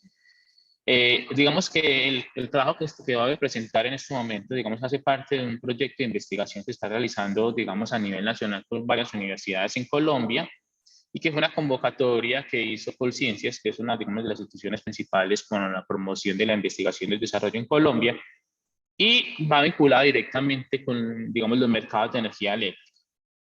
Bien, entonces, este es, digamos, la idea este es el nombre del proyecto, Estrategia de Transformación del Sector Energético Colombiano en el Horizonte de 2030. Bien, es un proyecto financiado por Colciencias. Entonces, ahora sí, digamos, el trabajo que les voy a presentar, digamos, a nombre de los tres investigadores, don Jairo García y Jesús López Rodríguez, y yo, Johnny Moncada, trata, digamos, básicamente del mercado de energía eléctrica visto desde, digamos que lo que tratamos de hacer básicamente fue tratar de reunir los elementos que consideramos muy importantes para el mercado de electricidad en Colombia. Una es, digamos, los comportamientos estratégicos de las empresas y cómo actúan en términos de cómo ofrecen, digamos, las cantidades de energía que van generando de electricidad y cómo eso puede estar condicionado por, digamos, el territorio como tal, específicamente las condiciones climáticas. Entonces, el título del trabajo es Ubicación de la empresa, condiciones climáticas regionales y estrategias de precio de oferta en el mercado mayorista eléctrico colombiano. Entonces, la presentación básicamente tiene una introducción general que incluye, digamos, algunos elementos importantes, consideran también la motivación, el objetivo principal del trabajo, el marco teórico y la revisión de literatura que hemos realizado, algunos hechos estilizados y de estructura del mercado que son, digamos, importante presentar, dado que no todo el mundo tiene conocimiento sobre el mercado de energía eléctrica, es un mercado relativamente muy específico. La especificación econométrica, algunas observaciones finales y finalmente las referencias. Entonces, ¿qué es lo que pasa? Colombia, al igual que varios países, estamos en el trópico, tiene, digamos, unas condiciones geográficas muy diversas. Nosotros tenemos, digamos, podemos tener diferentes tipos de clima, diferentes tipos de altura. Entonces, esto ha llevado a que las condiciones climáticas en el territorio no sean homogéneas. Es decir, puede ocurrir situaciones en las cuales en una parte del país esté totalmente lluvioso y en otra parte está totalmente seco. Bien. Eso tiene un efecto sobre el mercado eléctrico. ¿Por qué? Porque el mercado eléctrico colombiano está constituido principalmente por, digamos, capacidad de generación hidráulica. Bien, digamos que esa ha sido una de las grandes inversiones que ha hecho el Estado, más o menos desde los 80, 90, se profundizó, digamos, ese uso, esa tecnología para la generación de energía eléctrica. Y esto ha llevado a que es posible que la capacidad de reservas de esas centrales hidroeléctricas se conviertan en un, digamos, elemento fundamental para establecer las estrategias de precios que se tienen en el mercado. Bien, un elemento muy importante es que, vamos, cuando uno de los problemas principales que se tiene siempre con la electricidad es que no es fácil guardar electricidad. En el caso colombiano, nosotros guardamos electricidad, digamos, manteniendo los envases, la capacidad de reservas que tienen las centrales hidroeléctricas. Eso permite un juego estratégico en la medida de que si yo estoy considerando de que el mercado, digamos, tiene necesidad de energía eléctrica y por condiciones climáticas o de algún otro tipo no se está generando la suficiente energía, yo podría tratar, digamos, de guardar un momento mi agua para generar en momentos en los cuales los precios sean lo suficientemente altos y sean, digamos, más rentables. Entonces, esto es básicamente posible. ¿Por qué? Porque en Colombia entre el 65 y el 80% de la generación es hidráulica. Es más, actualmente uno de los proyectos más importantes a nivel nacional que ha generado gran controversia es el proyecto Hidroituango y sigue siendo, pues, digamos, generación eléctrica. Es más, digamos, como hemos tenido ciertos problemas con ese proyecto, de aquí más o menos a 2 o 3 años está esperando que si ese proyecto no sale a buen puerto, podamos tener problemas de abastecimiento. Y la geografía física como un elemento diferenciador de las condiciones climáticas, lo que digamos que tiene un impacto sobre, digamos, la capacidad de generación. Entonces, en este caso, la ubicación de las plantas de generación eléctrica se constituye, o digamos, tenemos la hipótesis de que puede ser un elemento fundamental para la estrategia de precio-oferta. Más adelante vamos a ver cuál es el precio de oferta, precio spot y todo este tipo de cosas que se dan en el mercado y sobre la intensidad del comportamiento estratégico. Bien, sería básicamente la idea. En la literatura se pueden ver algunas variables claves para la formación de precios de oferta como la generación de electricidad, es decir, cuánto genera continuamente la planta de generación y cuántos son los aportes de energía. Los aportes de energía es una variable de flujo que básicamente nos dice cuánto ingresa de agua a los embalses. Bien, entonces, esas dos variables dependen en gran medida de qué tan bien ubicada esté yo con respecto a mis competidores. Si resulta que mi posición está lloviendo y por lo tanto estoy, digamos, aumentando, digamos, la capacidad de generación y en otras partes esa capacidad ha venido disminuyéndose por sequías o algo así, digamos, de las condiciones climáticas, yo puedo decir, yo no voy a ofertar un precio bajo porque yo sé que mis rivales tienen que ofertar un precio alto porque si no, no les va a dar para poder, digamos, ingresar al mercado. En ese sentido, yo puedo jugar estratégicamente digamos, con respecto a la fijación de los precios. Digamos que la geografía física no ha sido, pues, no es un tema, pues, que esté aislado en términos de la literatura en economía, pero se ha concentrado principalmente en, digamos, en los conceptos de desarrollo económico, de economía geográfica, así digamos, como de los trabajos que estaban presentando anteriormente. Hay varios trabajos, por ejemplo, que hablan sobre las diferencias en los niveles de desarrollo de los países, diferencias en las tasas de crecimiento o diferencias en los gradientes espaciales en términos de ingreso y capital humano. Podemos encontrar muchos trabajos relacionados a este tipo. No obstante, son escasos realmente los trabajos que están vinculados con respecto a la estrategia de fijación de precios y específicamente los precios de oferta en los mercados de energía eléctrica. Digamos que para el momento donde se desarrolló la investigación, solo se encontraron dos trabajos a nivel internacional, ambos vinculados a un mercado en Estados Unidos, Pensilvania, New Jersey, Maryland, si no estoy mal. Y ambos, digamos que hacían, digamos, un enfoque espacial y teniendo en cuenta esos elementos, solo que ellos tienen un mercado muy particular o, digamos, totalmente diferente a lo que sería el mercado colombiano. Entonces, el objetivo del trabajo va a ser explicar cómo la variación de las condiciones climáticas regionales entre ubicaciones en Colombia determina el comportamiento de fijación de precios de las plantas generadoras de electricidad. Básicamente es una conexión entre ubicación de planta, condiciones climáticas y los impactos sobre los precios de oferta en el mercado mayorista. Bien, ese sería básicamente el aporte a la literatura que estamos desarrollando en este trabajo. Entonces, tenemos varias preguntas vinculadas con respecto a variables estratégicas, que no son solo estratégicas para el mercado, sino estratégicas por su ubicación, que son, primero, la importancia de los aportes de energía, que como les decía, es digamos, esa variable de flujo, que básicamente nos indica cuánto ingresa a los embalses, las implicaciones en la generación actual y futura de la generación en la fijación de precios, y los posibles efectos de los pagos por reconciliación positiva. Vamos a, digamos, durante la presentación voy a desarrollar efectivamente qué es cada uno de estos conceptos como para tener alguna idea.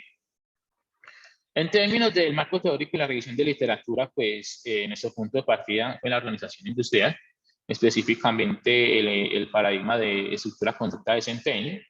De esto pues tenemos varios actores, Tirol pues es uno de los principales actores en o digamos aportantes de esta discusión. Hay que tener en cuenta algo, la mayoría de trabajos no se fundamentan en los precios de oferta, sino en los precios del bien como tal. ¿Qué significa esto? Los mercados por lo regular lo que hacen las plantas es ofrecer para un determinado periodo de tiempo a un determinado precio cuánto van a generar. Entonces te pueden decir, yo a tal hora le puedo generar tanto a este precio. Ese precio es lo que llamamos el precio de oferta, es como decir una subasta. El precio del mercado es el que ya se determina a través del equilibrio entre oferta y demanda. Bien, en la mayoría de los trabajos que hemos encontrado, el enfoque principal es el precio del mercado, no el precio de oferta. Bien. Por ejemplo, en los trabajos que hemos analizado, en términos de precios, hay varios elementos importantes a tener en cuenta para digamos, su determinación. Primero, la estructura oligopólica del mercado. Por lo regular, estos mercados son de estructura oligopólica. Esto puede ir cambiando, digamos, a medida que va avanzando la tecnología, pero en términos generales todavía, digamos, tiene una gran fortaleza. Depende de la tecnología de generación. No es lo mismo la generación en Colombia, que está fundamentada principalmente en hidroeléctricas, a generaciones que están fundamentadas, por ejemplo, en combustibles fósiles o que están, digamos, métodos alternativos de generación no convencional. Otro elemento importante son los comportamientos específicos de las empresas, es decir, cómo establecen sus estrategias de fijación de precios y cómo eso afecta al precio final en el mercado. La ubicación de las plantas de generación es uno de los elementos más importantes que estamos considerando nosotros en nuestro trabajo, y el desempeño de la economía como un factor de demanda que también es importante para tener en cuenta en la determinación de los precios. Bien, en términos, digamos, de los tipos de modelos que se utilizan en esta literatura, pues los tradicionales son los modelos de oferta, modelos de subasta, modelos oligopólicos, tipos de Cournot, modelos econométricos, y que por lo regular se, digamos, analizan mucho lo que es el poder de mercado. Bien, la capacidad de ejercer poder de mercado. Hay algunos métodos que se han venido desarrollando, digamos que en los últimos años, sobre todo por esta vinculación o, digamos, estas sinergias que se han generado entre la economía y la ingeniería, con trabajos de inteligencia artificial, modelos de regresión a la media y modelos estocásticos en términos generales. En nuestro caso encontramos que los modelos de econometría espacial, digamos que no han sido muy utilizados para hacer este tipo de análisis, y que realmente pueden ser un gran aporte en la medida de que se está condicionando o están reflejando el comportamiento a través del espacio, pueden ser, digamos, un elemento importante a considerar.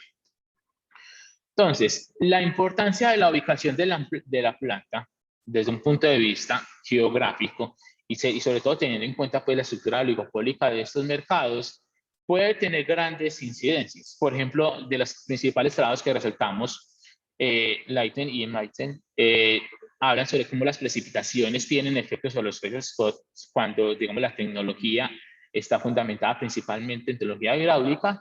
Y, por ejemplo, en países donde tenemos estaciones verano e invierno, las elasticidades pueden ser muy diferentes dependiendo de cada una de las estaciones.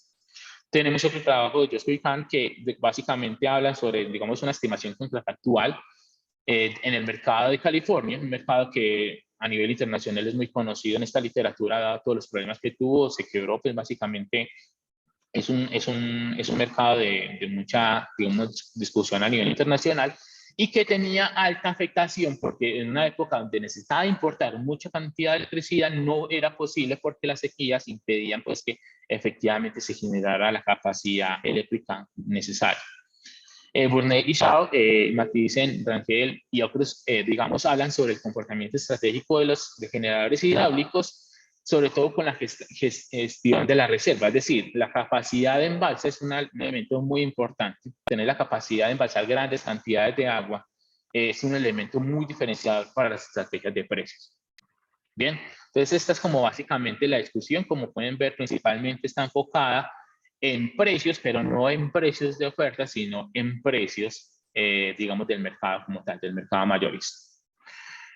En términos del mercado, como para hacer un contexto, como les decía, pues la mayoría de la tecnología en Colombia es tecnología hidráulica y le seguimos apostando a la tecnología hidráulica, a pesar de que, digamos, hay algunas leyes, como en 2014 apareció una ley que trata de, digamos, impulsar nuevas fuentes de tecnología que sean no convencionales, es decir, que no sean este tipo de agua. Y entonces esta tecnología nos hace altamente dependientes de las condiciones climáticas y esa diferencial en las condiciones climáticas. El sistema colombiano se consta básicamente de 4 actividades: generación, transmisión, distribución y comercialización. Cuando hablamos de precios, del precio de oferta o el precio spot, estamos hablando de la generación. La transmisión y la distribución es un mercado, ambos mercados son regulados completamente. Y la comercialización, digamos que también es regulado, aunque también se tienen propuestas, digamos, para tratar de liberalizar. Donde realmente se encuentra, digamos, la competencia es en la generación. Nosotros tenemos diferentes tipos de plantas. Tenemos plantas con capacidad, digamos, superior a 20 megavatios, que son despachadas centralmente, o inferior a 20 megavatios, que son, digamos, no despachadas centralmente. Este despacho central o no central, digamos, lo que trata de hacer es plasmar el reflejo con respecto al sistema como tal. Es un sistema interconectado nacional y te puedes conectar o no te conectas al sistema, y dependiendo de eso, pues, que es el despacho central o no central. Además, tenemos pues congeneradores y autogeneradores, que son, digamos, agentes que han tomado mucha fuerza en los últimos años, sobre todo pues por la adopción de nuevas tecnologías. Entonces, la actividad de generación eléctrica tiene dentro de sus elementos principales economías de escala. Bien, digamos que sobre todo, por ejemplo, en Colombia, con la estructura de producción de hidroeléctrica, pues las economías de escala son un elemento fundamental. con costos pues que van disminuyendo. Altos costos fijos, las inversiones son altamente, digamos, riesgosas, pueden decirse. Pues actualmente tenemos ese problema con Hidroituango y eso está generando, digamos, ciertos problemas fiscales. Y también tienen altas barreras de entrada. Bien. En términos del mercado, pues es un mercado completamente oligopólico. Por lo regular, a nivel internacional, no son mercados que sean altamente competitivos. Digamos que las tecnologías recientes sí han permitido como tratar de modernizar un poco esto, pero todavía no se ha hecho esa adopción completamente. Y es un mercado altamente concentrado. En Colombia, digamos que para 2015, 61% de la generación eran las tres principales firmas y el 82% eran 6. O sea que digamos que básicamente tenemos ciertas empresas que manejan todo el mercado de generación. Otro elemento importante de la electricidad es que es un bien homogéneo, con baja elasticidad precio de la demanda. En Colombia esas elasticidades han, digamos, sido estimadas entre 0.067 y 0.12. Básicamente somos inelásticos a los precios. Eso tiene grandes implicaciones con respecto a, digamos, la capacidad y a las estrategias que pueden establecer los productores. Tienen grandes asimetrías de información, pues las personas por lo regular no saben cuánto realmente están pagando al tiempo real por la energía. En otros países, por ejemplo Europa, usted puede fijarse en un contador cuánto está consumiendo realmente. En Colombia esto se hace principalmente con los medidores prepago, pero los medidores prepago son políticas que por lo regular se utilizan para que las personas de bajos recursos controlen su consumo de energía. No es algo, pues, digamos, generalizado. Y también requiere un gran esfuerzo para conseguir oferta y demanda. Digamos que la confiabilidad del sistema es muy importante, es decir, que cuando uno prenda el foco en una habitación, efectivamente llegue la energía con la potencia necesaria para poder prender ese foco. Bien. En términos históricos, aquí tenemos una información desde 2005 hasta 2015, que es el periodo de estudio, donde tenemos el precio de mercado, pues que sería el precio en bolsa, y los niveles hidrológicos, es decir, qué tanta cantidad de agua tenemos disponible en el momento. Como se pueden dar cuenta, pues básicamente es como un comportamiento en espejo. Cuando los niveles hidrológicos disminuyen, los precios comienzan a aumentar. Digamos, una parte importante de esto fue aquí en el año 2013-2014, donde los niveles hidrológicos bajaron mucho y los precios, digamos, alcanzaron niveles demasiado altos. Y eso generó, digamos, un gran problema en el mercado. Esta es básicamente la ubicación de las plantas de generación eléctrica en Colombia. Está relativamente actualizado hasta 2018, más o menos. Como pueden ver, la mayoría son azules, es decir, dependemos altamente de condiciones climáticas por la tecnología hidráulica. Tenemos cogeneración que está principalmente en la región del Valle. Tenemos una planta eólica al norte, pues, en la costa atlántica. Y las térmicas, pues, que utilizan combustibles fósiles que también están ubicados principalmente en la costa atlántica.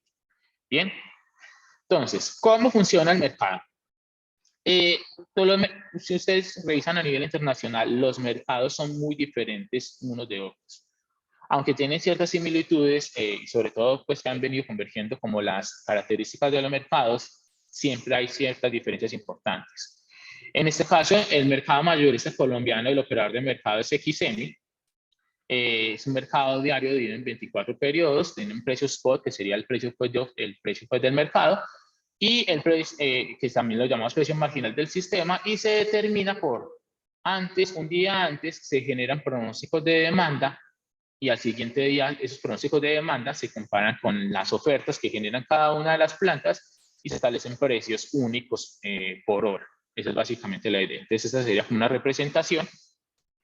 Aquí cada uno de los cuadros del rectángulo sería, digamos, las ofertas que ofrece cada una de las plantas. Y aquí tenemos la demanda, que es básicamente completamente inelástica. Entonces, si esta es la demanda para una determinada hora, este sería el precio marginal del sistema y estos serían cada uno de los precios de oferta que tienen en cuenta cada uno de los oferentes. Bien, esa sería básicamente la idea. Un elemento muy importante a tener en cuenta en el mercado es que si el pronóstico de demanda es muy diferente a lo que efectivamente fue la demanda, pues se tiene que establecer el precio marginal del sistema, pero se tienen que calcular lo que se llama reconciliación positiva. ¿Qué es eso? Básicamente es, algunas veces, esas diferencias no se pagan a precios de mercado, como es el precio marginal del sistema, sino que por regulación se determina cuánto se le van a pagar a plantas para que generen electricidad adicional a la que está considerando inicialmente.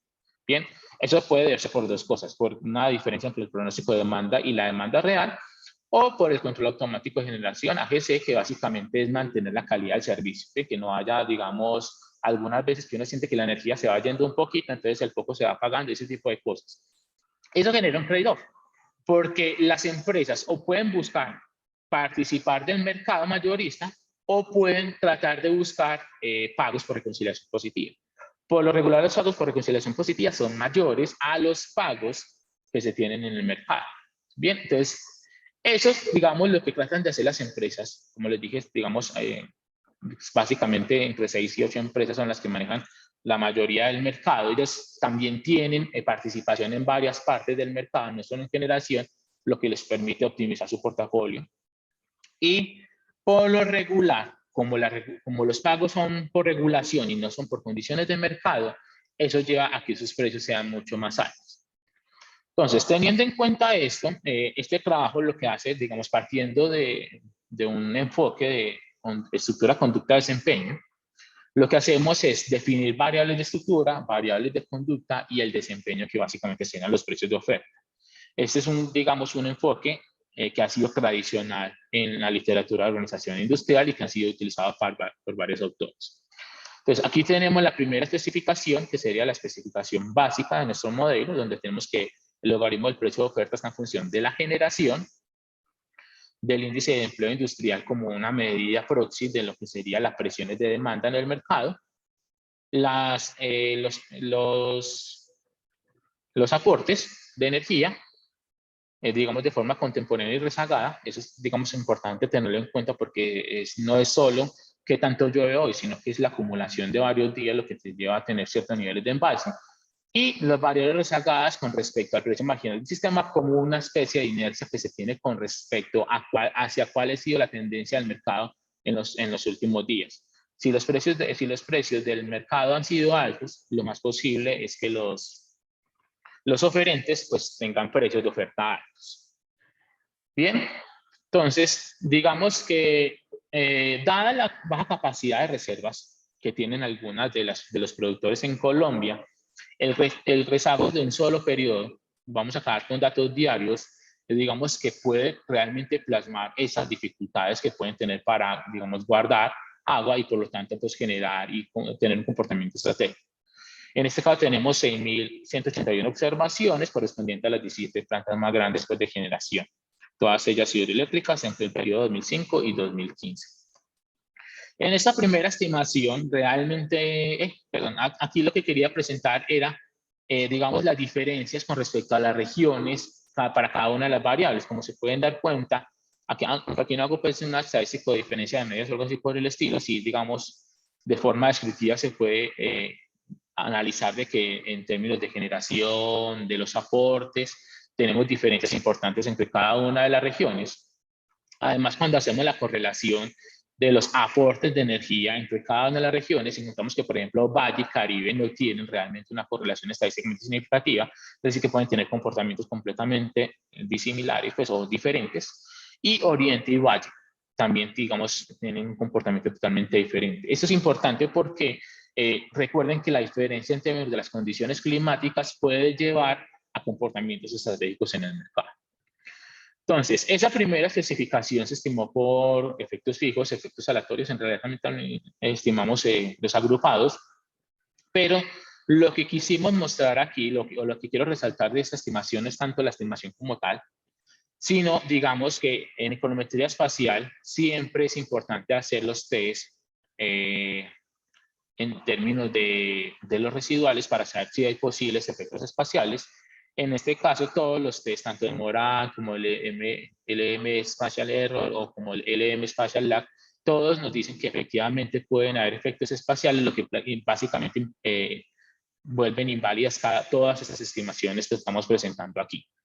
Entonces, a partir de eso y a partir de la hipótesis de que efectivamente tenemos unas condiciones climáticas asociadas al espacio que son importantes, lo que tratamos de hacer es identificar un modelo de econometría espacial que nos permitiera representar ese comportamiento estratégico.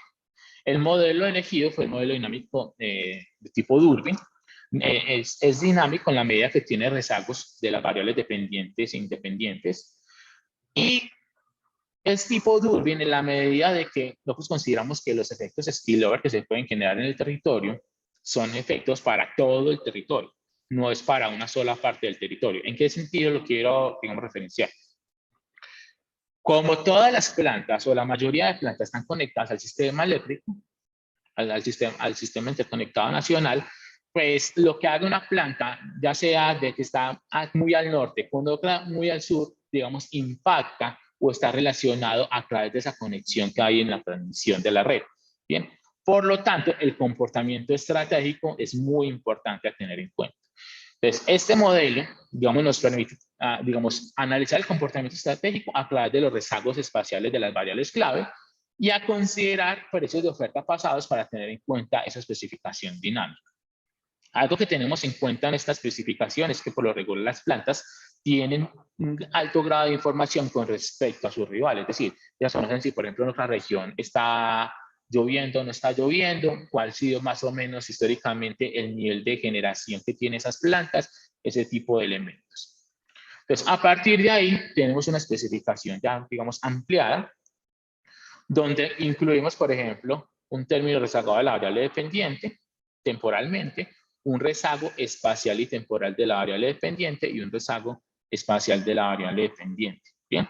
Además, incluimos, digamos, rezagos espaciales de la generación, de los aportes de forma contemporánea rezagada y de las reconciliaciones positivas, que les recuerdo es ese pago adicional por, digamos, sostener el sistema y que no es a través de mercado, sino que es mediante regulación. La matriz de pesos que utilizamos en este caso es el inverso de la distancia euclidiana. Básicamente todos son vecinos con todos, solo que la distancia es la que juega aquí el factor importante. Entonces, en este caso, digamos que tenemos, recogemos a través de esa matriz las condiciones, implícitamente las condiciones climáticas que se desarrollan a través de la geografía física colombiana, y tenemos, digamos, dos interpretaciones. El grado de similitud entre dos estrategias de la planta va a aumentar entre la cercanía, es decir, aumenta la probabilidad que tengan climas similares y por lo tanto, digamos, puedan establecer una estrategia similar. Y entre más lejanas estén las plantas, aumenta la intensidad en el comportamiento estratégico de las plantas y por lo tanto, pues, pueden actuar más estratégicamente con respecto a sus rivales. La forma de estimación de este modelo es básicamente máxima verosimilitud. En realidad, este no fue el único modelo que probamos varios más modelos, el modelo SAR, el modelo dinámico SAR, bueno, y otros modelos, pero de todos, básicamente aquí lo que hicimos son estadísticas LR, pruebas LR, donde tratamos de mirar si un modelo está anidado en otro modelo. La conclusión fue que básicamente el modelo más general, que era el modelo Durbin espacial, de forma dinámica, era el modelo, digamos, pertinente para la representación de nuestro fenómeno. Aquí tenemos los resultados. Los resultados básicamente nos muestran que, recuerden que las variables claves aquí son los aportes, la generación y las reconciliaciones. Hubo tres variables que no fueron estadísticamente significativas, que fue estos, los aportes de forma directa, el rezago espacial y temporal de la variable dependiente y el rezago espacial de la generación. Con respecto a los aportes, el resultado que nos entrega es que en realidad no importa tanto cuáles los aportes que están generándose en mi planta. Lo importante es con respecto a mis rivales. En este caso, estos dos elementos de forma contemporánea y rezagada nos están indicando que básicamente es importante para la determinación de los precios de oferta de una planta qué tantos aportes tienen otras plantas, pues los rivales como tal. Y en términos de generación, nos dice que de forma contemporánea es muy importante la generación o la capacidad de generación que tenemos nosotros, pues la planta, pero de forma rezagada es importante la posible generación de las rivales, que sería esta. Esta sería la directa y esta sería la indirecta. Bien, esa sería básicamente la interpretación. Como este es un modelo de enfoque global, pues los coeficientes realmente no nos indican los efectos marginales. Por lo tanto, lo que hacemos es estimar, digamos, los efectos directos, indirectos y totales. Aquí tenemos efectivamente, pues, o digamos, continuamos resaltando la importancia de los efectos indirectos o de los rivales, en nuestro caso, con respecto a los aportes. Básicamente nos está diciendo que de forma contemporánea lo que importa es qué tantos aportes tiene mi competidor, mi rival, y de forma histórica hay cierto tipo de inercia con respecto a la capacidad mía en términos de aportes y la capacidad de mis rivales. En términos de generación, también digamos que aquí cambia la cosa. Lo importante de forma contemporánea es mi capacidad de generación hoy, pero yo me puedo fijar en la generación pasada de mis rivales para, digamos, determinar los precios de oferta. Y con respecto a las reconciliaciones positivas, básicamente la idea es que la importancia relativa es con respecto a mis propios pagos por reconciliación positiva. No me interesa tanto la de los rivales, sino más que todo los pagos que me hacen a mí directamente. Los indirectos constituyen básicamente entre el 2 y el 5%, los directos pues es básicamente completo. Digamos tienen la gran importancia con respecto a los efectos marginales. Esa sería básicamente la presentación. Ya tenemos pues las observaciones finales.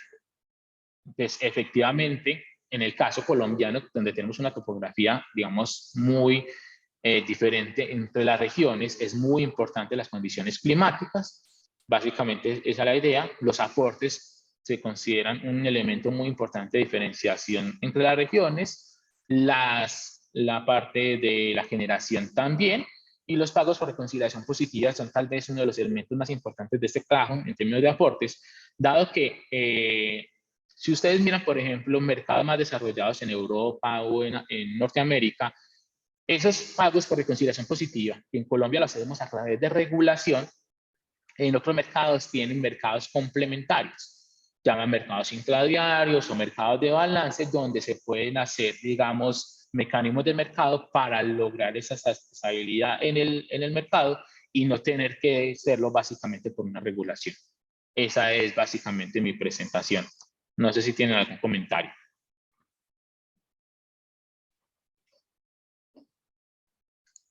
Aquí tenemos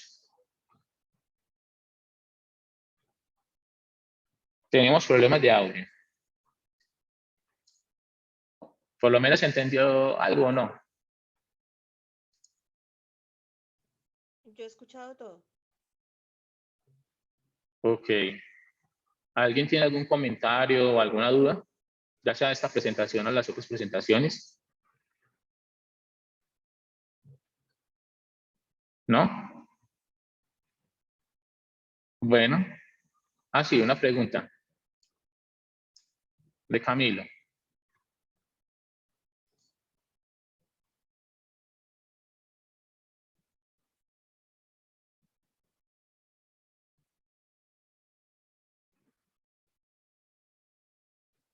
Camilo, ¿sí nos escuchas? ¿Cuál es el papel de los precios regulados o las políticas de regulación en los precios de energía? Pues básicamente la idea es eficiencia asignativa. Bien, en economía hablamos de eso en la medida, pues tenemos medidas como excedente del consumidor, excedente del productor para mirar qué tan bueno o no es un mercado en términos de los actores que participan en el mercado. Entonces, estas regulaciones lo que tratan de hacer básicamente controlar que los precios no sean los demasiado altos, como para que básicamente estemos disparando en términos de los costos, y que tampoco sean demasiado bajos en la medida que no tienen los incentivos suficientes para poder suministrar el servicio. En el mercado colombiano es muy importante no solo los precios altos, sino también los precios bajos.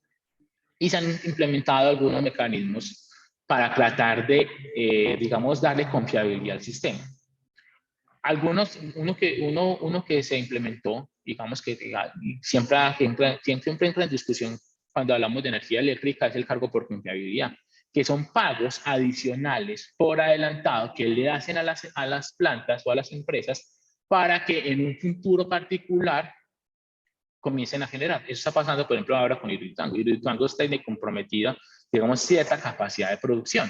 Y dado todos los problemas que tuvimos en ese proyecto, pues esos pagos que ya se adelantaron, ya se hicieron, pues están en duda porque todavía no tenemos claridad con respecto a cómo va a terminar, digamos, este proyecto de Hidroituango. Pero eso sería básicamente la idea. ¿Alguien más? ¿No? Bueno, justo a tiempo terminamos. Muchas gracias por las presentaciones. Espero que hayan sido, digamos, de su agrado y que hayan generado sobre todo inquietud, que es algo muy importante pues, para un investigador. Y espero verlos en una próxima oportunidad. Que estén muy bien. Hasta luego. Hasta luego. Hasta luego.